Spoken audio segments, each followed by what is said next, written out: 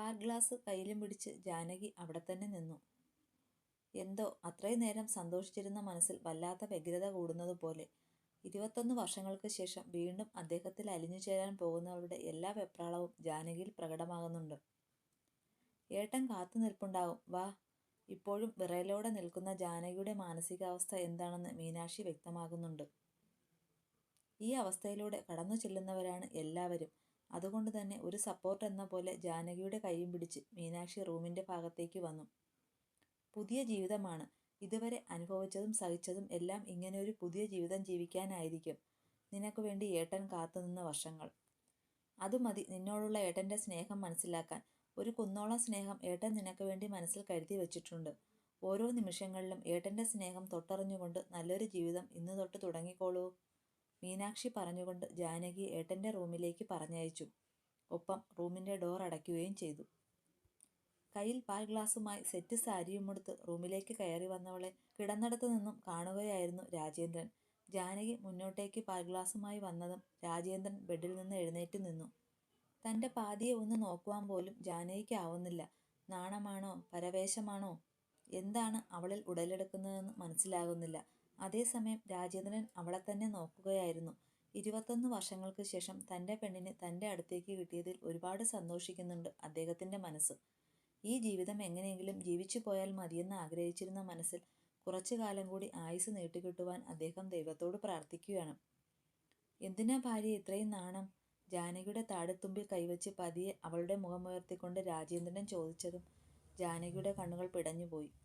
അന്ന് നീ ഇതുപോലെയായിരുന്നു. നിനക്ക് ഓർമ്മയുണ്ടോ ആ ദിവസം?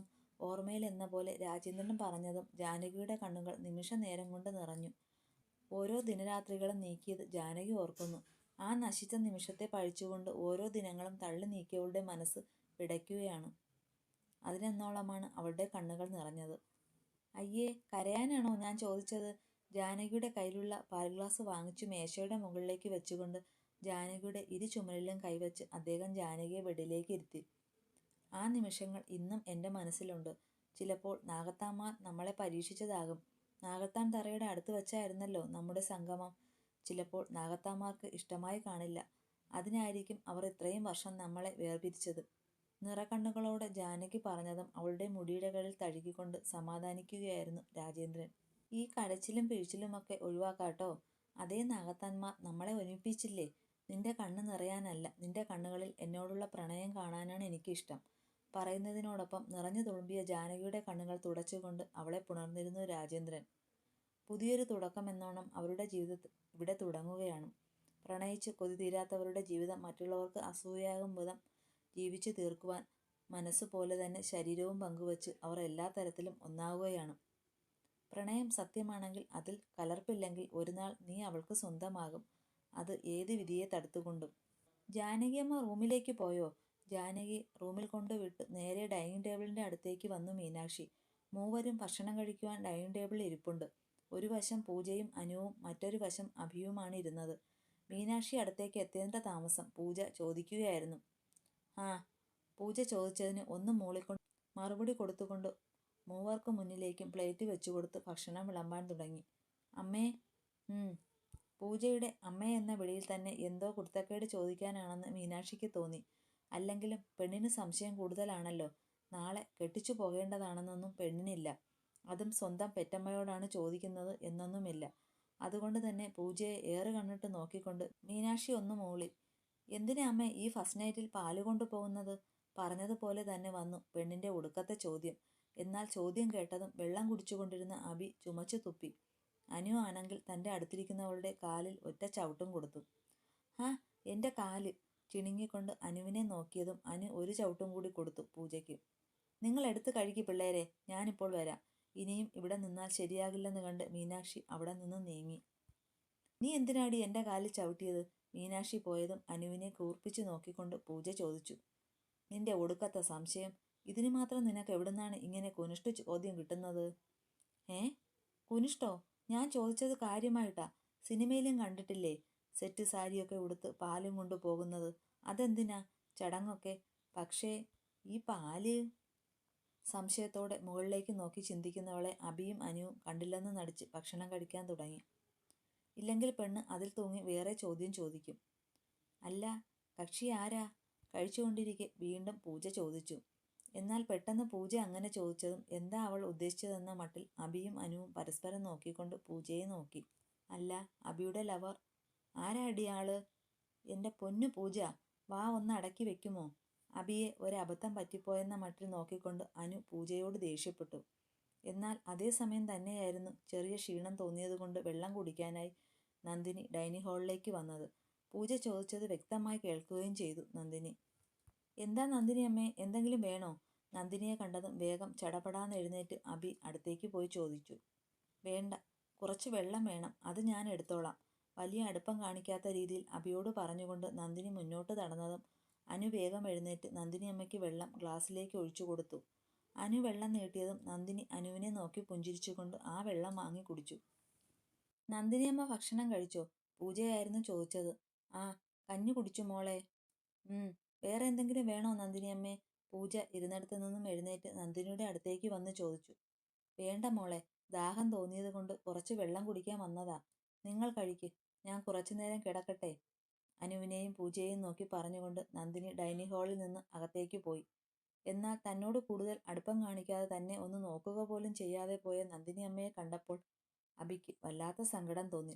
അവളുടെ സങ്കടം വ്യക്തമായി അനു തിരിച്ചറിയുകയും ചെയ്തു. റൂമിലേക്ക് പോയിട്ട് അവളോട് സംസാരിക്കാമെന്ന് അനു നിശ്ചയിച്ചു. പൂജയുടെ മുന്നിൽ വെച്ച് ഒന്നും പറയാൻ കഴിയില്ല. പെണ്ണ് ഏത് നേരത്ത് എങ്ങനെയാ എപ്പോഴാ ഒന്നുമില്ലാതെ സംസാരിച്ചേക്കും. ഭക്ഷണം വേഗം കഴിച്ച് മൂവരും എഴുന്നേറ്റു. അഭിയും അനുവും ഒരുമിച്ചാണ് കിടക്കുന്നത്. പൂജയ്ക്ക് പ്രത്യേകം റൂമുമുണ്ട്. ചെറുപ്പം മുതലേ അവൾ തറവാട്ടിൽ നിൽക്കുന്നത് കൊണ്ട് അവൾക്കും അർജുനും സെപ്പറേറ്റ് റൂമാണ്. ഗുഡ് നൈറ്റും പറഞ്ഞ് പൂജ റൂമിലേക്ക് പോയതും അനു അഭിയെയും കൂട്ടി റൂമിലേക്ക് വന്നു. റൂമിലെത്തിയതും കതകടച്ചുകൊണ്ട് സങ്കടത്തോടെ നിൽക്കുന്ന അഭിയെ പിടിച്ച് ബെഡിലേക്ക് ഇരുത്തി അനു. എന്തു പറ്റി? അരയ്ക്ക് 2 കൈയും കൊടുത്ത് ചോദ്യത്തോടെ അനു അഭിയെ നോക്കി. അനുവിന്റെ ചോദ്യത്തിൽ നിന്ന് വഴുതി മാറിക്കൊണ്ട് കിടക്കാൻ അഭി ഒരുങ്ങിയതും അഭിയെ പിടിച്ച് നേരെ ഇരുത്തിക്കൊണ്ട് അനുവും അവളുടെ അടുത്ത് വന്നിരുന്നു. ഹർഷേട്ടൻ നന്ദിനിയമ്മയോട് നിന്റെ കാര്യം പറഞ്ഞിട്ടുണ്ടാകും. അതാ നന്ദിനിയമ്മയ്ക്ക് നിന്നോട് ചെറിയൊരു നീരസം. പക്ഷേ നന്ദിനിയമ്മയ്ക്ക് നിന്നോട് നല്ല സ്നേഹമാ. അതാ ആ മകന്റെ മനസ്സിൽ നീയാണെന്ന് അറിഞ്ഞപ്പോൾ ആ അമ്മ തകർന്നു പോയത്. നീയല്ലെങ്കിൽ മറ്റൊരാളാണെങ്കിൽ ആ അമ്മ ഏത് വിധേനയും അവളെ ഹർഷേട്ടന് നേടിക്കൊടുക്കുമായിരുന്നു. നീ ആയതുകൊണ്ട് മാത്രമാണ് ആ അമ്മ മൗനം പാലിച്ചത്. എന്തെന്നാൽ നിന്റെ ഭാഗത്ത് ന്യായമുള്ളതുകൊണ്ട്. അതുകൊണ്ട് തന്നെയാണ് നിന്നോട് കൂടുതൽ അടുപ്പം നന്ദിനിയമ്മ കാണിക്കാത്തതും. അതിന് ഞാൻ? നിറകണ്ണുകളോടെ എന്തു പറയണമെന്ന് അറിയാതെ അഭി അനുവിനെ നോക്കി. നിന്നോടുള്ള സ്നേഹമാണ് നന്ദിനിയമ്മയ്ക്ക് നിന്നോടുള്ള പിണക്കം കൂട്ടാൻ കാരണം. നാളെ ഹർഷേട്ടൻ വരില്ലേ?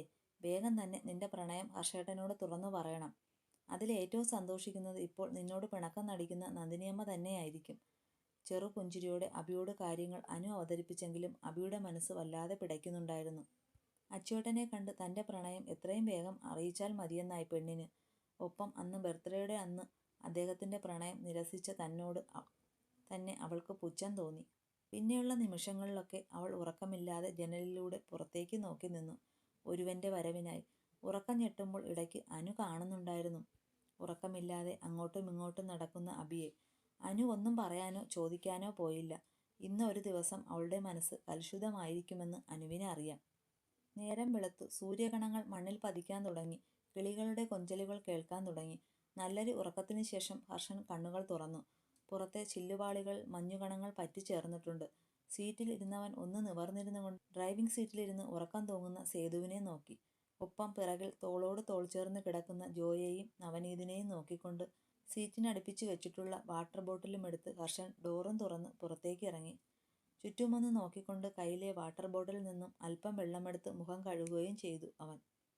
പാലക്കാട് ബോർഡറിലാണ് അവർ കാർ നിർത്തിയിട്ടിരിക്കുന്നത്. ഇനിയും രാത്രി യാത്ര വേണ്ടെന്ന് കരുതി സേതു തന്നെയാണ് കാർ നിർത്തിവെച്ച് ചെറിയൊരു മയക്കത്തിലേക്ക് കടന്നത്. നീ നേരത്തെ എഴുന്നേറ്റോ? ഡോറും തുറന്ന് സേതുവും ഹർഷന്റെ അടുത്ത് വന്നുകൊണ്ട് അവൻ്റെ കയ്യിൽ നിന്ന് വാട്ടർ ബോട്ടിൽ വാങ്ങിച്ചു. ഇല്ല, ഇപ്പോൾ ഉണർന്നതേയുള്ളൂ. സേതുവിനോട് പറയുന്നതിനോടൊപ്പം പിറകിലെ സീറ്റിൽ ഉറങ്ങുന്നവരെ ഹർഷൻ നോക്കി. 2 പേരും നല്ല ഉറക്കത്തിലാണ്. ഡ്രൈവിംഗ് നിർത്തി റെസ്റ്റ് എടുത്തതോ നേരം പുലർന്നതോ ഒന്നും അവർ അറിയുന്നില്ല. 2 പേർക്കും ഉറക്കം വിട്ടൊരു കളിയില്ല. തോളോട് തോൾ ചേർന്ന് ഉറങ്ങുന്നവരെ ഹർഷൻ നോക്കുന്നത് കണ്ടതും സേതു പറഞ്ഞു, സൂപ്പർ പ്ലേസ്. പ്രകൃതി ഭംഗി ആസ്വദിച്ചുകൊണ്ട് സേതു ഇളം കാറ്റിനെ വരവേറ്റു. ഹർഷനും ചുറ്റുപാടും നോക്കുകയാണ്. അത്രയും മനോഹരമായിരിക്കുന്നു ആ സ്ഥലം. പാടങ്ങളും നെൽവയലുകളും. പാടങ്ങളുടെ നടുവിലായുള്ള റോഡ് പോലും ആ സ്ഥലത്തിൻ്റെ ഭംഗി കൂട്ടുന്നു. പോയാലോ? ചുറ്റും കാഴ്ചകൾ കണ്ട് സേതു ചോദിച്ചതും ഹർഷൻ മൂളി. ഇപ്പോൾ സമയം 6 കഴിഞ്ഞിരിക്കുന്നു. ഇവിടെ നിന്ന് ഇനി 2 മണിക്കൂർ യാത്രയുണ്ട് തറവാട്ടിലേക്ക്. പാലക്കാട്ടെ ഉൾഗ്രാമമായതുകൊണ്ട് തന്നെ അങ്ങോട്ടേക്കുള്ള രാത്രിയാത്ര റിസ്ക്കാണ്. അതുകൊണ്ട് തന്നെ സേതു റെസ്റ്റ് എടുക്കാമെന്ന് പറഞ്ഞപ്പോൾ ഹർഷൻ എതിര് നിന്നില്ല. ഡ്രൈവിംഗ് സീറ്റിൽ വന്ന് ഹർഷൻ ഇരുന്നതും കോ ഡ്രൈവിംഗ് സീറ്റിൽ സേതുവും വന്നിരുന്നു. അവർ വീണ്ടും യാത്ര തിരിച്ചു. കാർ കുറച്ച് മുന്നോട്ട് നീങ്ങിയതും നവനീതും ജോയും ഉറക്കം ഞെട്ടി. ഒപ്പം 2 പേരും കാറിൽ നിന്ന് പുറത്തേക്ക് നോട്ടം പായിച്ചു. ടൗണിൽ നിന്ന് ഗ്രാമത്തിലേക്ക് എത്തിയെന്ന് പുറത്തെ കാഴ്ചകളിൽ നിന്ന് 2 പേർക്കും മനസ്സിലായി. ചുറ്റും പച്ചപ്പും മരങ്ങളും മലകളുമായി പ്രകൃതി ഭംഗിയേറിയ ഗ്രാമം. കാർ മുന്നോട്ടു പോകുന്തോറും പ്രകൃതി ഭംഗി കൂടിയതേയുള്ളൂ. ജോ വേഗം തൻ്റെ ഫോണെടുത്ത് ആ ഗ്രാമഭംഗി വീഡിയോയിലേക്ക് പകർത്തി. അടിപൊളി അല്ലേ സേതു? ഫോണിലേക്ക് പകർത്തുന്നതിനിടയിൽ ജോ സേതുവിനോട് ചോദിച്ചു. അവൻ ഫ്രണ്ട് മിററിലൂടെ കാണുന്നുണ്ട് ജോ വീഡിയോസും ഫോട്ടോസും ഫോണിലെടുക്കുന്നതും. ജോ ചോദിച്ചതിന് ഒന്ന് അമർത്തി മൂളിക്കൊണ്ട് ഡ്രൈവ് ചെയ്യുന്ന ഹർഷനെ നോക്കി സേതു. അവൻ ഡ്രൈവിങ്ങിൽ ശ്രദ്ധ കൊടുത്തിരിക്കുകയാണ്. ഇടുങ്ങിയ റോഡ് ആയതുകൊണ്ട് ശ്രദ്ധിച്ചു വേണം പോകാൻ. ഓപ്പോസിറ്റ് സൈഡിൽ നിന്ന് ഒരു വാഹനം വന്നാൽ ഒതുക്കി കൊടുക്കുക പാടാണ്. അങ്ങനെ നീണ്ട 2.5 മണിക്കൂറിൻ്റെ ഡ്രൈവിങ്ങിന് ശേഷം തറവാട് മുറ്റത്ത് ഹർഷൻ്റെ കാർ വന്നു നിന്നു. കോലായിൽ പത്രം വായിച്ച് മാധവൻ ഇരിപ്പുണ്ടായിരുന്നു. ഹർഷൻ്റെ കാർ മുറ്റത്ത് വന്നു നിന്നതും ചെറുപുഞ്ചിരിയോടെ കയ്യിലെ പേപ്പർ മടക്കി ടീപ്പോയുടെ മുകളിൽ വെച്ചുകൊണ്ട് മാധവൻ വേഗം പുറത്തേക്ക് വന്നു. അപ്പോഴേക്കും കാറിൽ നിന്ന് സേതുവും ജോയും നവനീതും ഇറങ്ങിയിട്ടുണ്ടായിരുന്നു. ഒരുപാട് നേരത്തെ യാത്രയായതുകൊണ്ട് 4 പേരും കാറിൽ നിന്ന് ഇറങ്ങിയതും നടുവൊന്ന് നിവർത്തി. ഇതെന്താ കുട്ടികളെ പറയാതെ? നിറഞ്ഞ സന്തോഷത്തോടെ അവരുടെ അടുത്തേക്ക് മാധവൻ വന്നു. ഒരു സർപ്രൈസ് ആയിക്കോട്ടെ എന്ന് കരുതി ജോ പുഞ്ചിരിയോടെ പറഞ്ഞതും മാധവൻ ചിരിച്ചുകൊണ്ട് ഹർഷൻ്റെ അടുത്തേക്ക് വന്നു. എനിക്കുറപ്പുണ്ടായിരുന്നു നീ US പോകാതെ ഇവിടേക്ക് തിരിച്ചു വരുമെന്ന്. ഹർഷൻ്റെ ചുമലിൽ കൈചേർത്ത് വെച്ചുകൊണ്ട് മാധവൻ ചെറുകണ്ണീരോടെ പറഞ്ഞതും ഹർഷന് വല്ലായ്മ തോന്നിപ്പോയി. ഹർഷനറിയാം തന്നെയും അമ്മയെയും എത്രമാത്രം മാധവമാമ സ്നേഹിക്കുന്നുണ്ടെന്ന്. അതുകൊണ്ട് തന്നെയാണ് എവിടെ പോകുമ്പോഴും അമ്മയെ തനിച്ചു നിർത്താതെ ഒപ്പം മാധവമാമ കൊണ്ടുപോകുന്നത്. വാ കുട്ടികളെ, ഇവിടെ നിൽക്കാതെ അകത്തേക്ക് കയറി വാ. നീർത്തുള്ളികൾ നിറഞ്ഞ കണ്ണുകൾ ആരും കാണാതെ ഒന്ന് ഒപ്പിയെടുത്തുകൊണ്ട് മാധവമാമ സ്നേഹത്തിൽ 4 പേരോടും പറയുന്നതിനോടൊപ്പം അകത്തേക്ക് വേഗം കയറിപ്പോവുകയും ചെയ്തു. വാ, ലഗേജ് ഇറക്കി വെക്കാം. നവനീത് ഡിക്കിയുടെ ഭാഗത്തേക്ക് പോയതും സേതു ഡിക്കി തുറന്നു കൊടുത്തു. 4 പേരുടെയും ബാഗുകൾ എടുത്ത് പുറത്തേക്ക് വെച്ച് തറവാട്ടിലേക്ക് കയറിച്ചെല്ലാൻ പോകുമ്പോഴാണ് ജോഗിങ് കഴിഞ്ഞ് ചന്തു വരുന്നത് ഹർഷൻ ശ്രദ്ധിച്ചത്. ദൂരെ നിന്ന് തന്നെ ചന്തു ഹർഷൻ്റെ കാറിനെയും ഹർഷനെയും കണ്ടിരുന്നു. ഹർഷൻ്റെ കൂടെ പുതിയ 3 മുഖങ്ങളെ കണ്ടതും ചന്തു സംശയത്തോടെ അവരുടെ അടുത്തേക്ക് വന്നു. ഹായ് ഹർഷൻ, ഇന്നലെ എവിടെ പോയതായിരുന്നു? ചെന്നൈ.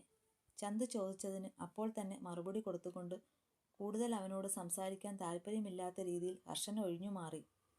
ഇവരൊക്കെ? മൂവരെയും ചൂണ്ടിക്കൊണ്ട് ഹർഷനോട് ചന്തു വീണ്ടും ചോദിച്ചതും കയ്യിലുള്ള ബാഗ് പടിയിലേക്ക് വെച്ച് ഹർഷൻ ചന്തുവിന് നേരെ തിരിഞ്ഞു. എൻ്റെ ഫ്രണ്ട്സാണ്. 2 ദിവസം ഇവർ ഇവിടെ കാണും. ആ, ഹലോ, ഐ ആം ചന്തുനാഥ്. സേതുവിന് നേർക്ക് ഷേക്ക് ഹാൻഡിനായി കൈനീട്ടിക്കൊണ്ട് ചന്തു സ്വയം പരിചയപ്പെടുത്തി. സേതുമാധവൻ. ചന്തു നീട്ടിയ കയ്യിൽ പിടിച്ച് ഷേക്ക് ഹാൻഡ് കൊടുക്കുന്നതിനോടൊപ്പം സ്വയം പരിചയപ്പെടുത്തി സേതു. Super name. ഒപ്പം ചന്തു ജോയെയും നവനീതിനെയും നോക്കി. ഇതെൻ്റെ വൈഫ് ജോയൽ, നവനീത്. 2 പേരെയും ചൂണ്ടിക്കൊണ്ട് ചന്തുവിന് സേതു അവരെയും പരിചയപ്പെടുത്തി കൊടുത്തു. Okay, carry on. നമുക്ക് പിന്നീട് വിശദമായി പരിചയപ്പെടാം. പറയുന്നതിനൊപ്പം ഹർഷനെ ഒന്ന് നോക്കിക്കൊണ്ട് ചന്തു തൻ്റെ വീട്ടിലേക്ക് പോയി. ഇതാണോ നീ പറഞ്ഞ ആ CI? ചന്തു നടന്നു പോകുന്നത് നോക്കി ജോ ഹർഷൻ്റെ അടുത്തേക്ക് വന്നുകൊണ്ട് ചോദിച്ചു. ഹർഷൻ അലസമായി ഒന്ന് മൂളി. ഇപ്പോഴും ചെക്കന് ചന്തുവിനോടുള്ള കുശുമ്പ് മാറിയിട്ടില്ല. എന്തായാലും ആള് തരക്കേടില്ല.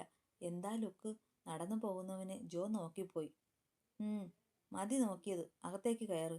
ജോയെ പിടിച്ച് മുന്നോട്ട് തള്ളിക്കൊണ്ട് സേതു പറഞ്ഞതും പിറകിൽ നിന്ന് ഹർഷനും നവനീതും പരസ്പരം നോക്കി ചിരിച്ചു. ആ മക്കളെ, ഒന്ന് വിളിച്ചു പറയാമായിരുന്നു വരുന്നുണ്ടെന്ന്. മാധവൻ അകത്തേക്ക് ചെന്ന് മീനാക്ഷിയെയും കൂട്ടി പുറത്തേക്ക് വന്നതും മീനാക്ഷി ജോയുടെ അടുത്തേക്ക് വന്ന് അവളുടെ കയ്യിൽ പിടിച്ചു പരിഭവിച്ചു. എല്ലാം പെട്ടെന്നായിരുന്നു ആൻറ്റി. ഇന്നലെ രാത്രി നന്ദിനി അമ്മയ്ക്ക് വയ്യാത്ത കാര്യം അറിഞ്ഞതും ഹർഷൻ പുറപ്പെടാൻ ഒരുങ്ങിയപ്പോൾ ഞങ്ങളും കൂടെ പോന്നതാ. പറയാനൊന്നും സമയം കിട്ടിയില്ല, ജോ ചെറുപുഞ്ചിരിയോടെ പറഞ്ഞതും മീനാക്ഷി ഹർഷനെ നോക്കി. യാത്രാക്ഷീണമുണ്ടാകില്ലേ? വാ, ഞാൻ ചായ എടുക്കാം. മീനാക്ഷി ജോയെ കൂട്ടി മുന്നോട്ട് നടന്നതും മറ്റു 3 പേരും ലഗേജുമെടുത്ത് പുറകെ വന്നു.